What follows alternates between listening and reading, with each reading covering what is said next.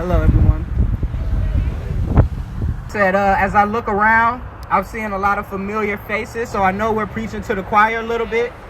But I want to take this time to kind of reinvigorate all of you and sharpen your perspective on this moment, this policy that we are pushing for, and the significance of you all as advocates, activists, legislators, decision makers in this moment. We are in the midst, as you all know, of the greatest resurgence of any social movement in a long time. This week we saw, in the case of Breonna Taylor, a combination of policies that interacted in a way that failed an innocent woman, an innocent black woman.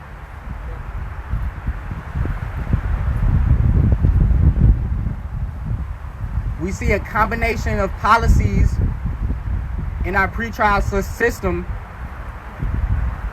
that fail many, many people every day in our state and across the country. Our policies are changed by our policy makers. In the state legislature, it is imperative that we make those representatives and senators understand that now is the time to end money bail and to reform the pretrial system. Right now is the time to do it, because mass incarceration hasn't slowed down because we're paying more attention to police accountability.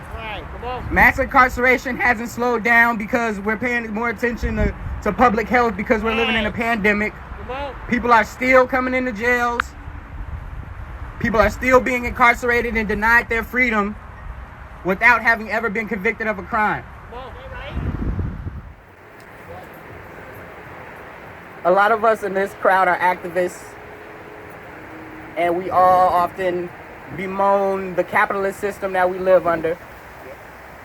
This is one tangible way that we can remove wealth-based access to justice from our system. Yeah, that's right. Amen. Money invades our lives in many, many ways, but it should not account for if you have your freedom or not.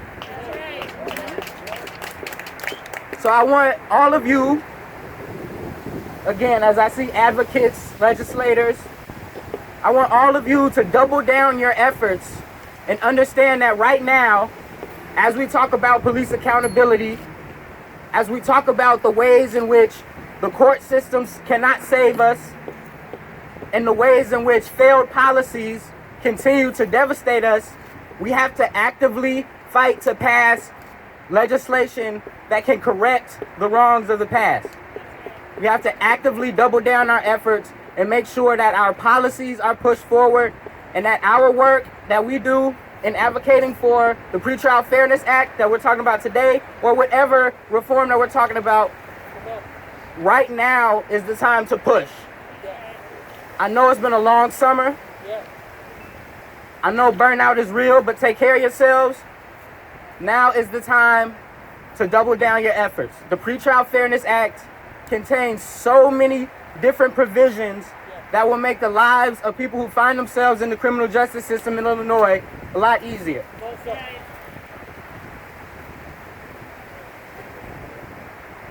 You all have your own pathways to this work, so I am imploring you to double down, keep fighting the fight, and help us pass the Pretrial Fairness Act.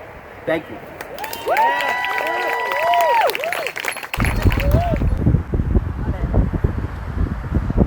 I want to say one more thing. We're going to start marching towards CPD headquarters. We're going to take the route State Street to 35th Street, and then we're going to continue on to Ida B. Wells Burnett House on King Drive. The size of this group is such that, and the makeup of this group, again, a lot of us do this work, right? A lot of us know these talking points. A lot of us know the issue.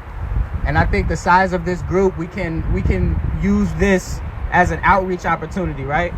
There are people on 35th Street. There are people on King Drive that have been impacted by this issue that may not know what the entry points are to advocate to change the problem. So engage with folks as you walk, as we march. Engage with the people that you see in this community. Engage with each other as we figure out how to double down and re-strategize and get legislation passed, get legislation implemented, win litigation, and just piece by piece deconstruct all of these failed policies that are contributing to mass incarceration. So that is the mindset I want you all to take on this walk.